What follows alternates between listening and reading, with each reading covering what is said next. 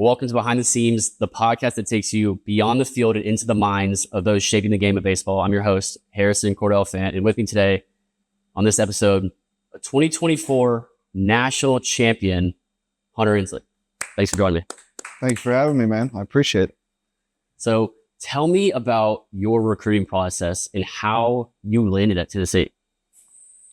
Yeah, so mine actually started like pretty early. I guess I was a freshman in high school, and that was actually still when Serrano and the old coaching staff was here, is when I got recruited by the University of Tennessee. Myself and one of my good friends, Blade Tidwell, he's with the Mets in AAA now. We came on a visit here.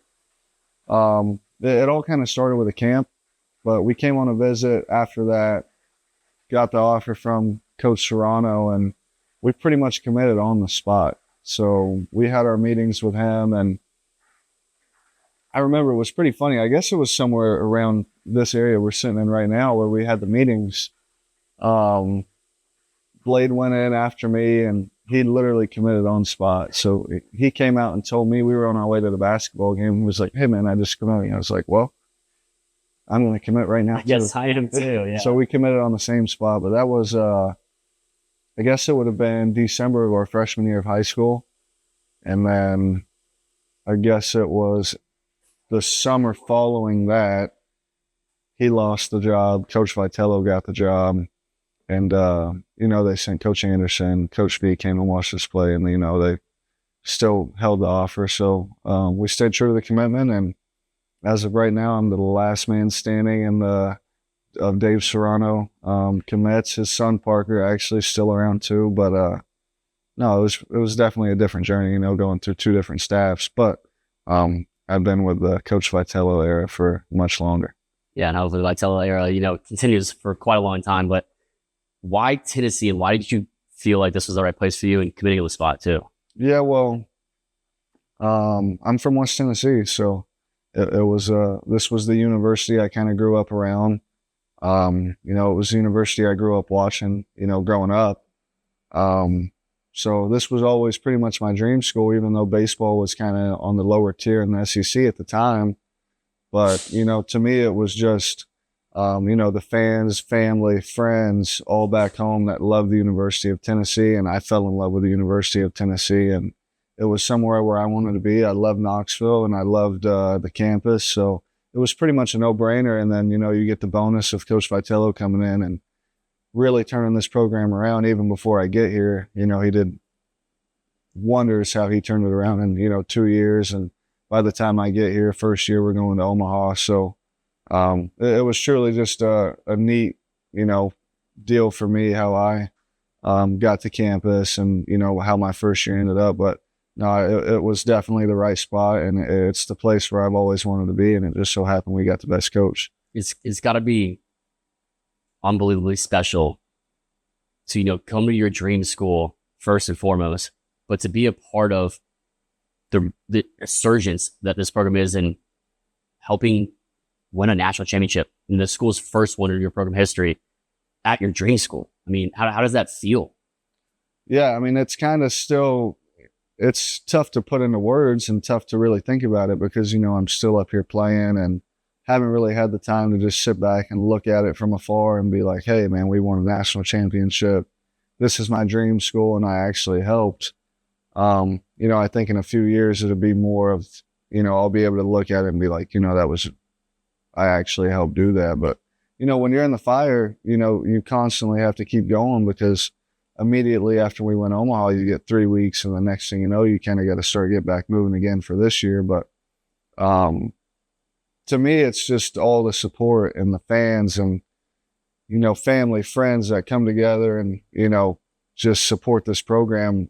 To me, everything that looking at it right now is just all the support from West Tennessee. We had a little parade back home for me. And then, obviously the ginormous parade in Knoxville was unbelievable. But those are like little things that, you reassure yourself that you actually did it. But it's really tough to, just sit back and sit on because, if you sit on a national championship too long, you'll get your you'll get your teeth kicked in the next year. So we're trying not to do that. We're trying to flip the page. And, you know, when I'm done here, I'll probably celebrate that national championship more than I have. Yeah, and y'all flip the page, being the first #1 team in the nation at the end of the regular season to win national championship. But we'll get to that in a second. The time here you spent before that, obviously, and how unbelievably good the talented the teams were and the adversity y'all went through. Talk to me about those trials and tribulations. Yeah, so, I mean, you could really even bring it back to COVID. My senior year of high school, we played 3 games. COVID wiped out the season. And then my freshman year, I get up here. I was talented, but I for sure wasn't ready to play. And, you know, I had labrum surgery. So I had a medical red shirt that year, which set me back for that year. I didn't play at all that year. I had 1 at bat. And that kind of bled into my sophomore year where I wasn't able to throw fully. It was a long process with labrum surgery. I mean, I'd say I was really feeling good about a year and a half after, and I had the surgery in March of my freshman year. So to me, going into my junior year, I know we're going fast and fast forwarding, but it was been 3 years since I, you know, actually played a season of baseball, considering high school, freshman year, sophomore year. So, you know, there's a lot of bright sides that come out of those 2 years because I literally get to sit behind guys like Evan Russell, Drew Gilbert, Jordan Beck, you know, watch, you know, guys like that and that have a lot of success in the positions that I want to play. So to me, it was kind of just learning the game and understanding it from the, you know, from the bench and really trying to stay locked into all these games and picking things up that, you know, I might not pick up if I was just, you know, kicking back and watching the game. So I took a lot of pride in learning those 2 years and watching how, you know, Gilbert handles his business, same with Evan and Jordan. You know, they just were so talented and so successful that, you know, that was probably the best thing that happened to me here is, you know, being able to watch those guys and putting some things from them in my pocket, you know, that I can bring with me out to summer ball in California after my sophomore year. And really, I think going to Santa Barbara has helped my career more than anything, just mentally, confidence-wise. Being able to have a good summer and bringing that back to Knoxville my junior year changed the whole game for me. Yeah, and like you said, the gap between when you last played in high school to then, you're working, rehabbing your body, rehabbing your mind too, just trying to, because you haven't played so long, you know, learn as much as you can from the coaches, from the guys you just mentioned in front of you, and just kind of build your confidence back up. What was that process like, and how kind of hard was that? Because that's a large amount of time to not be able to play. Yeah, it's 3 seasons. So my confidence, to be honest, was not even there at the point. Especially in the SEC. In the SEC, and then the little at-bats I did have my sophomore year, I really struggled against some of the lower-end teams. You know, in your head, you don't think you're good enough. And at the same time, I was like, man, I don't even know if I know how to play baseball anymore because it's really been 3 years since I've got to go out every single day and actually just play. So to me, going out to summer ball in California and having a lot of success out there completely changed it all for me. You know, there's a lot of good players out there, and I performed at a pretty high level out there. And I took it, I would say, more serious than others. You know, people just see it as summer ball, whatever. But, you know, I took that as an opportunity to go out there and actually, you know, learn my game, learn myself, and, you know, try and figure it out, how to have success and how that can carry over into my junior year and eventually being able to play in this league. Yeah, and to do that on your own, you know, away from the coaches, the guys you've been training with, your family, must have been even harder. But it's good to do it in California. Scene is kind of nice, you know, weather-wise. And yeah, it was sweet. We were in Santa Barbara, too, so we were right on the beach. There was a lot of days where we would go out and sit by the beach for 4 hours and literally walk to the field. Our field was literally 2 blocks from the beach. So we would kick it at the field, at the beach, at the harbor, and then just jump over to the field, take BP, and then play a game. Yeah, there's definitely worse places to play summer ball. I know a lot of friends who have played in some of those. I have played in, I guess, some places that aren't as nice, you know, as that, but summer ball is an experience unlike any other. Obviously, you can attest to that. And just, you know, like you said, some people take it as just getting more reps, going through the motions. Some people are like, I haven't played in a while. I'm really here to develop. and get better, build my confidence, or, get those reps in, improve when I come back to the program I'm at in the fall, that I can play and I can contribute and I want to start. And that's just a huge thing, and had to have played such a big role into you transitioning into playing more and playing full time and just being a key piece and contributor to the team this past year. Yeah, no, I put a lot of my success on that summer ball season. It's obviously extremely tough too out there with a bunch of new guys, but that team I had was a bunch of guys that were kind of in the same spot as me, other than I might have been a year or two older. We actually just wanted to go out there and have fun and, actually get better at baseball rather than just taking it as like a vacation time. So that was kind of my mission going out to summer ball, and it was extremely beneficial for myself and my career. Yeah. And then coming back, obviously, Tennessee, leading into the 2024 season, just the talent that the team has, the trajectory that they're on, a tough end of the 2022 season as one of the best, if not the best team in the country, setting so many records. And then 2023, going to Omaha, getting a taste of that and being the first team in Tennessee baseball history to win in Omaha. And then preseason 2024, you're ranked top 11 in every team's rankings, every, outlet's rankings. Yeah. What kind of, if at all, pressure was there and just the mindset going into the season? Because obviously the team I experienced in Omaha was so close. Y'all were just so close, such a family, and just how well y'all bonded and just meshed. Yeah, I mean, to us, I don't think there was a whole lot of pressure. I think it was more like proving people wrong. We don't really pay a whole lot of attention to the polls and the rankings, but, if you're a college kid now and you hop on a social media thing, you'll see those rankings and you'll see them, and it might get brought up as a little bit of a joke in there, but to us, we had 10 spots in front of us, and those were kind of targets for us. But I think 2014 last year, I think we did like you said, we did a great job of really bringing the team together as a group before we started on-field play in the fall. I think that was, for us, the biggest jump we had as a team was actually getting to know all these guys, build relationships with the guys, and then, knowing that they're in your corner. So when you go out and compete, everyone has the best interest for you, and we're all pulling on the same side of the rope. It was just a special group. A lot of older guys on that team that have been in the program, that know how the program works. So, it was kind of the perfect storm, bringing the new guys in, having freshmen that helped, and then having the old guys like me and Kirby and Xander, Ethan, and then all the juniors that were so talented to help those guys and, bring it in as a team it was honestly unbelievable to be a part of. And now looking back on it, it was pretty cool to see. Was there a moment during the season that you thought, like, this team's unlike any other, this special, like, we know we can win the national championship and, like, this is our year? Yeah, I think to me it was, I kind of knew we had a good group in the fall. I hung out with Burke and Billy a lot, so we would always be at the house, and we knew how many talented people we had, and we also knew how many people were all on the same page with the program and just wanted to win. And I would say there was a lot of times, we were sitting in our apartment in January when we're back and school's out and we're hanging out talking. We're like, man, I think this is the year, like, we're going to win a national championship, just because the camaraderie and the team aspect was so strong. And then obviously you get into the season and you finally get to play games against outside competition rather than just yourself. But man, to me, there's not really a certain game, or I guess one thing that comes up to me would be maybe the Kentucky series. I think there was a lot built around that Kentucky series. Yeah. And that was kind of the series where, who's better. I think they were actually ranked above us at the time.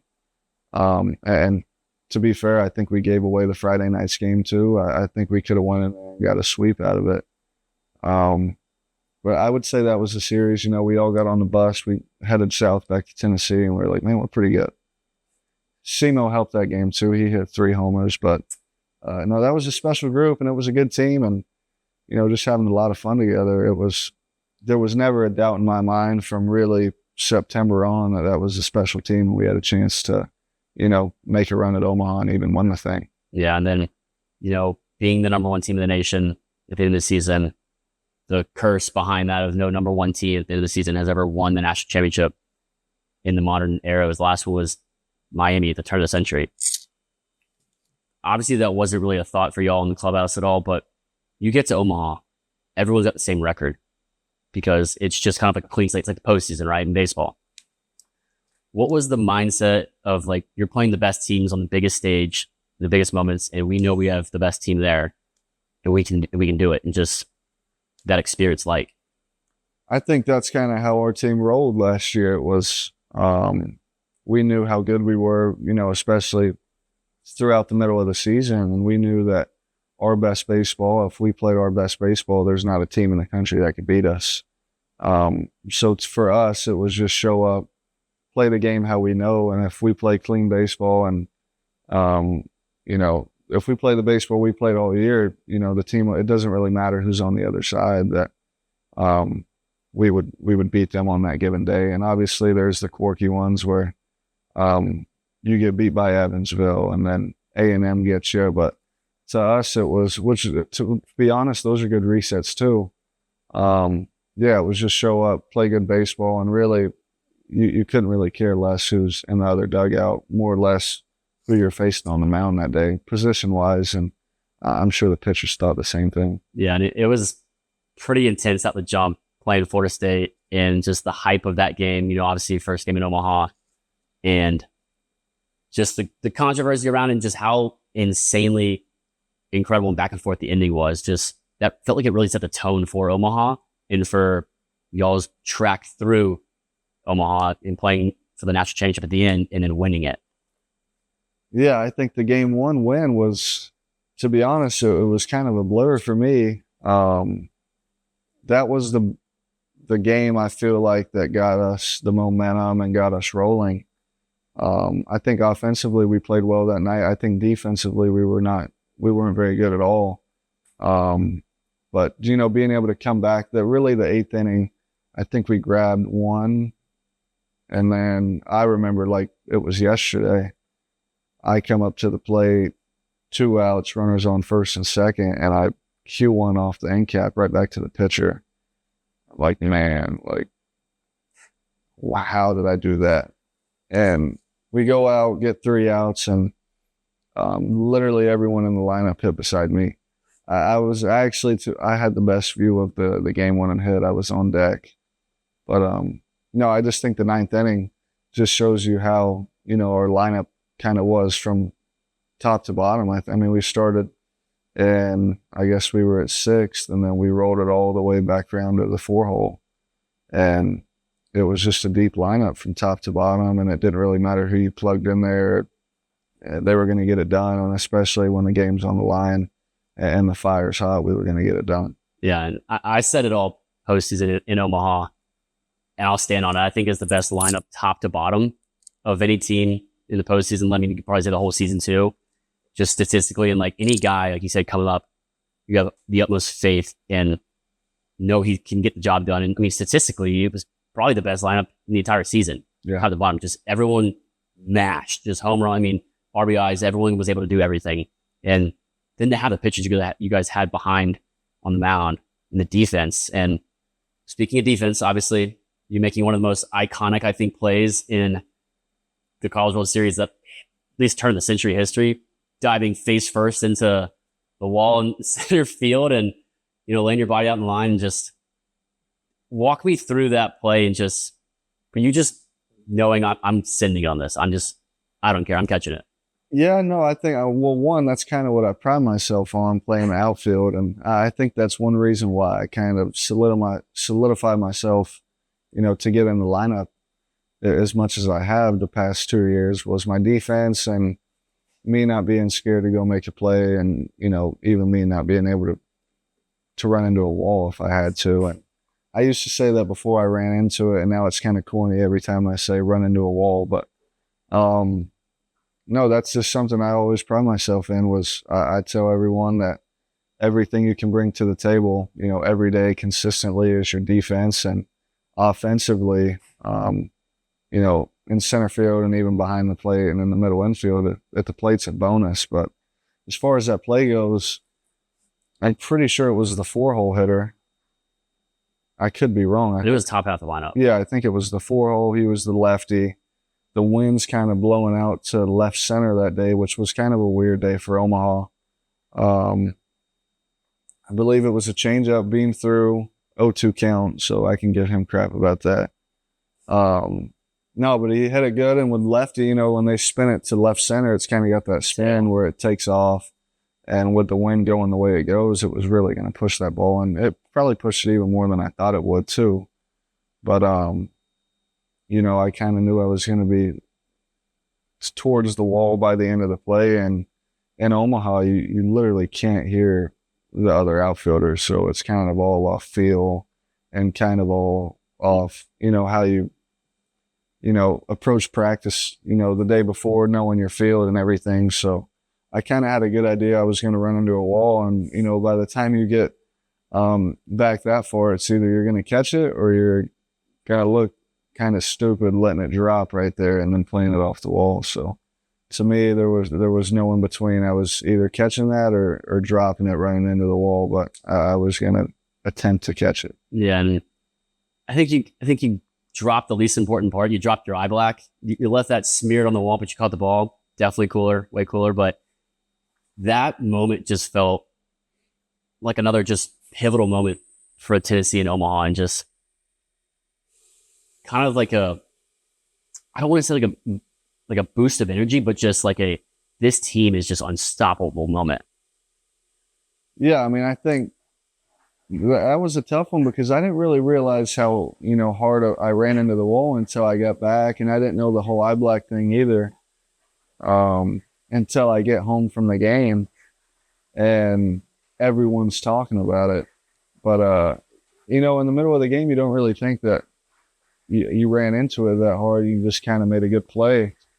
But, no, I just think that North Carolina game was a little bit different. It had a little bit different of a feel, and defensively there was plays made from both sides. And it started with a kid from North Carolina at shortstop making a diving play off Simo, and my play in center. And then I'm pretty sure Simo and Burke had some good plays that game too. But that was one of those games where defense was definitely going to win the game, and our offense was good enough to scratch out, I think, 6 runs that night and win that game. But, you know, I think defensively we brought more to the table than people thought last year, just because our hitting, you know, what was in the spotlight all the time. But defensively, that was a good team last year. And, you know, that was always something that was consistent too. Yeah, I know you got a tip of the cap from Drew Beam on that. I hope he bought you a steak dinner or something. I mean, because he still owes me a steak dinner. I'll call him and tell him he owes you a steak dinner. That is something that I don't think any pitcher can not pay up on, to do that play, to make that catch. But in Omaha on the biggest stage in a moment like that, we got to make that happen. Yeah, I'll actually shoot him a call right when we leave here, and he definitely owes me one on that. But yeah, make him take you to Drover. I'll just tell him to take me to Ruth Chris when he gets back in Knoxville. There you go. Yeah, he'll have some time, right? Yeah, he's got some money now too. That eye black, you lost it, but what you said, is that true earlier? Yeah, so it took probably 10 calls from one of my good friends. He was calling, I don't know who he was calling. I guess he was calling the front office of Charles Schwab Field and just asking, like, hey, can we get this wall? And he told me it took him like 20 no's until he finally found the right guy to say yes. Or I guess he bugged them too much, and they finally were just like, man, just shut up. We'll give you the wall. But no, the wall is going to be coming back to Knoxville after Creighton is done with their fall practice. So I'd assume it should be in Tennessee by December at the latest, hopefully November. Maybe we put it up right here instead of that. Yeah, put that right beside it. You gotta sign it, see it right next to it. Yeah. Sign and date it. Yeah. Oh my gosh, that's incredible. I mean, that's like an iconic piece of memorabilia that no one else is gonna have or be able to, the story behind it too is just unbelievably cool, and you can be able to share that with the rest of your life. Yeah, I'll probably have that built into my man cave one day, part of the wall. There you go. Maybe it stays around this facility too. It'll be a little bit. That's a cool piece. Yeah, and another thing you can add to the man cave is the picture of your slide at home, I mean, That's something else I wish we would have grabbed was the plate, but that would have been tough to dig up with no shovel. they did it in Oakland though. They dug out the plate in Oakland after the closing. Yeah, but I don't know if the ground screw would have been on my side for that one. Yeah, no, but I mean, that just another iconic, such a memorable play. It's to be able to, like we said, you're doing this at your dream school on the biggest stage with the best team in that moment, hunting so close for a championship. And I think almost every Tennessee fan is going to remember that slide, let alone that diving catch in the wall for years and years to come. I mean, you could have even scripted that slide. I mean, did you even plan that? No, it wasn't planned, but I mean, I'll just go back to just the vibe on the game 2 and game 3 day. It was just in our heads, there was just no doubt, right? Whatever was kind of going to get thrown in front of us those last 2 games out there was no doubt, we'd overcome it, or we're bringing stuff to the table. Like there's no doubt in this game that we're not going to get it done. And that's something we kind of preach. There's no doubt and get it done all the time. And I guess those little plays like that are kind of the product of the mindset. But I think a lot of it is the mindset and just, being confident in the team. A lot of teams, as much as you want to say it, you're confident, but then you might have a team roll up and you're like, man, we got to play these guys today. It's maybe we're not going to beat them today. That's kind of how my 23 year felt. Was we had a good team, but when another team shows up, the intimidation is kind of there sometimes. But last year, I feel like we were always the team that was hunting. And I feel like we actually won a lot of games showing up, just mindset wise before we even stepped on the field. That game was over before we even got on the field. And I would say game 2 and game 3 of that national champion series were like that. Yeah, it's interesting you say you guys were always hunting. It feels like everyone was always hunting y'all just because of how talented y'all were day in, game out, midweeks, every single weekend series, Hoover, regional, super regional, and then in Omaha. It felt like you guys were the hunted, but you still felt like you were hunting. Well, I think it's the mindset thing. I don't think anyone ever wants to get hunted. So no one wants to you play can Tennessee either take it like that we're getting hunted, or, we're doing, the hunting. So I think in that group, it was we're out hunting, and whoever's in front of us it's kind of irrelevant. And that was kind of just the group's mindset. We actually have shirts that say on the hunt around the facility. If you walk through here, you'll see them everywhere. But that's literally how we approached every day. And I would say the same with this year. It's either we're defending or we're hunting. And, I don't want to defend anything. I'd rather go out and be on the hunt again. Yeah, no, that's a great way to put it in. Was the black jerseys, was there a plan to wear those again? Just as just a comfort thing or a... Yeah, no, I just think the black has good mojo. I'm trying to think. I think every 1-1 series we had that year, besides maybe Alabama, we were in the blacks. And it kind of became a theme. It was just a team that we thrived in 1-1 series. It almost seemed like every single weekend in SEC play, it was a 1-1 series. And we're texting me and we're like, we're wearing black. But, yeah, I bet the team managers love doing that. Oh, yeah. They don't have to clean the stains too much either. That helps. Quick turnaround. No, I'm pretty sure we wore black on the Sunday game, which was game 2, and we won in the blacks. And when it hit that 1-1 series, I'm pretty sure I texted me immediately when we won that game, and I was like, we're wearing black tomorrow. So get the laundry going. Doesn't matter how hot it is, we're wearing black. It was so unbelievably hot in Omaha. I thought it'd be a little bit cooler, but it felt like the South. Did it feel like that on the field too? I think it was hotter than the South that day. It was humid. It was so humid. It was humid and it was hot. We almost had a guy pass out before the game, just in pregame. He was running around out there, and it was ridiculously hot. That was the hottest day, I would say, the whole time we were out there. Yeah. I think it was like 110. Yeah, and to wear black and wear pants, it's just that not really helping. Yeah, A little black. bit of shade. If it was 150, I think that team still says we're in black no matter what. Mindset, Yeah. hunting. When we wore black last year, it was Good things happen. a different vibe and a different mindset. And then the last out, the national championship, game 3 on Monday. You guys are focused on that last out, obviously. Just strikeouts in the game. What is that rush of emotions like? Yeah, it was first thing you want to do is just go jump on the dog pile. So, you know, really for me, it was just go get with your teammates, you know, as fast as you can. I was running as fast as I could from center all the way to the pile, which we didn't even dog pile. That's got to be the first team ever. I was so disappointed that we were all talking about how, like, I thought they were going to dogpile. Of all teams, Tennessee would dogpile. Whoa, it was our guy on the mound. It's dogpile season. I don't think Combs liked getting jumped on. Yeah. And he wasn't. I think it was Marcus was the one on the bottom at the super. So we dogpiled the super regionals and didn't dogpile the natty.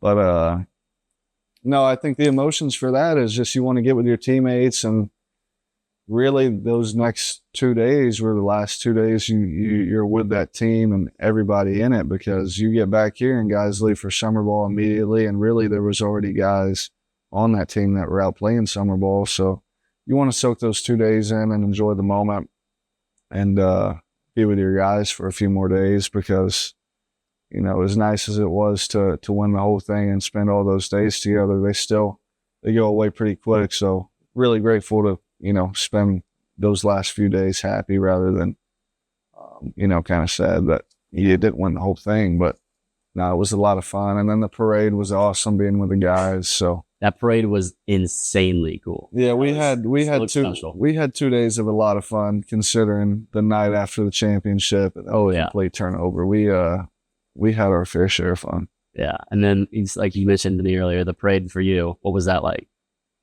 Yeah, to me, it was just great. It was something you would see kind of, you know, I feel like somewhere else.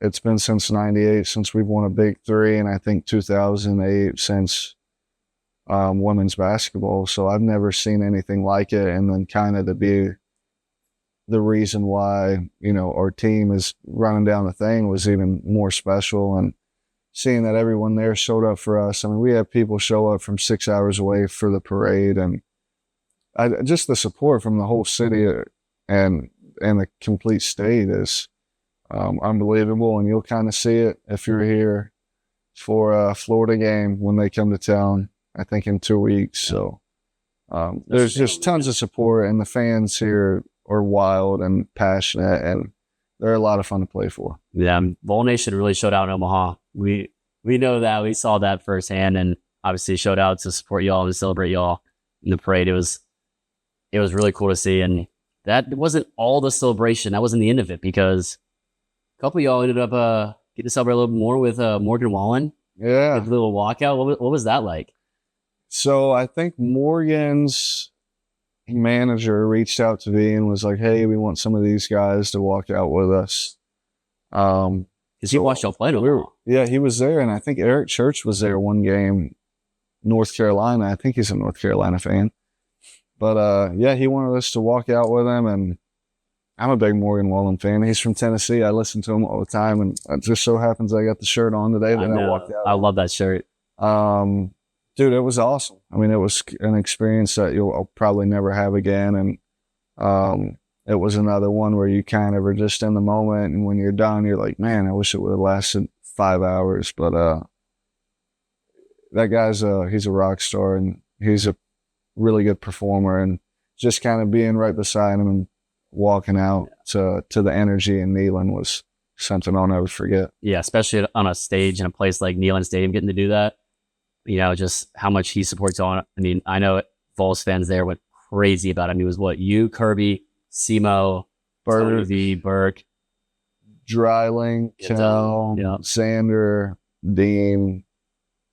I think that's it. I mean, what an experience to be able to do that. But, you know, like you said, those few days after Omaha, you get to celebrate as much as you can, but kind of felt like a little bit of an extension of that too. It just there's definitely been a lot of extensions of celebration after winning that, but you know, you gotta really live those up in the moment because, you know, you can't celebrate them too long, like I was saying, because, you know, there's a new group of faces in here, and this is kind of the next journey we got to go on, and this is kind of the one we're working on right now. So as much as I wear all the stuff of the national championship, Rightfully so. that's kind of in the back of my mind right now. And, you know, the main goal right now is how can, you know, this group of guys be great. And then, you know, next year when I'm done at Tennessee, I'll probably, you know, definitely celebrate that national championship. Start building that mini game. So Yeah. yeah. You decided to come back this year. Why is that? I don't know. I just think for me, it was where can I be more beneficial at, and where can I help the program more? And I think for me, it was one, I love playing for the University of Tennessee. It's the place I literally grew up watching, and all the support I've had from the fans. But, you know, comparing, you know, apples to apples, I think I have a bigger impact at the University of Tennessee rather than going to play pro ball. I think I can help this group win, and I think I have a lot of experience to help some younger guys and some of the new guys, transfers that come in, and just kind of help keep the culture the way it is. And, you know, obviously I love, you know, the teammates and coaches and, you know, everybody in Knoxville as well. So it wasn't a tough decision for me. It was really an easy one. Easy one to run it back. Yeah. What do you want people to remember you by, and why? Yeah, I want people to remember me as a good teammate and, you know, a hard worker, you know, and a tough kid. I think right now, through my 4 years, I would say I'm on a good path to do that. I pride myself in, you know, the work and all the time spent with the teammates. You know, I think good teammate and hard worker is the two I definitely wouldn't want to be remembered as here. And I think everything on the field is kind of a product of those two, that they definitely work together. Yeah, and it's so cool to watch what y'all did this season, and, you know, obviously how great it ended up in winning a national championship, Tennessee's first national championship in program history in a Big Three sport, and just how that's going to be remembered at Tennessee legacy-wise, and to be a part of that's got to be so special. Yeah, it's awesome. I've really enjoyed it, and I know the other guys have too, but they're out playing pro ball. But they'll be back. We'll definitely enjoy the time. And I'm excited for all the, you know, the reunions to come with that group. Oh yeah, because they'll can't come soon enough, can they? I know. I don't even know when the first one is, but let's speed it up. Yeah. Well, thank you so much for joining me on sitting here and talking baseball and going behind the scenes with you. I really appreciate it, and looking forward to watching you run it back with the Vols this year and follow you along the rest of the way. Yeah, man, I appreciate it. Hunter Ensley, everyone, Tennessee baseball. Yeah.